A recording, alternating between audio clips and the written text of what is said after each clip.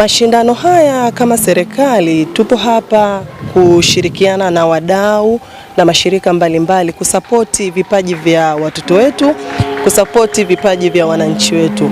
Kwa namna moja au nyingine tukimshika mkono mtoto mmoja na imani leo hii anaanza, lakini kesho na kesho kutwa anaenda kuwa mtu fulani katika jamii fulani.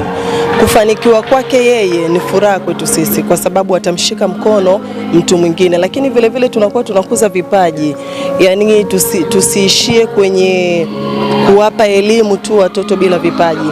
Tukishiriki kwenye mashindano haya tunaona tunakuza vipaji, na kama mnavyoona wenyewe watoto wanafurahi. Ina maana ni kitu ambacho na wenyewe walikuwa wanatamani zaidi kuweza kupata nafasi ya kuonyesha vipaji vyao. Kwa hiyo tupo kwa ajili ya kuona furaha yao inatimia, tupo kwa ajili ya kuona vipaji vyao vinatimia. Kipaji chake hakitoishia wilaya yetu, kipaji chake hakitoishia nchini kwetu. Ndio maana tunasema kipaji ni ajira, kipaji ni connection, kipaji tunaweza tukasema ni sehemu ambayo inaondoa umaskini, lakini pia huleta furaha katika maisha. Yani mtu anafanya kitu ambacho anakipenda, anakifurahia.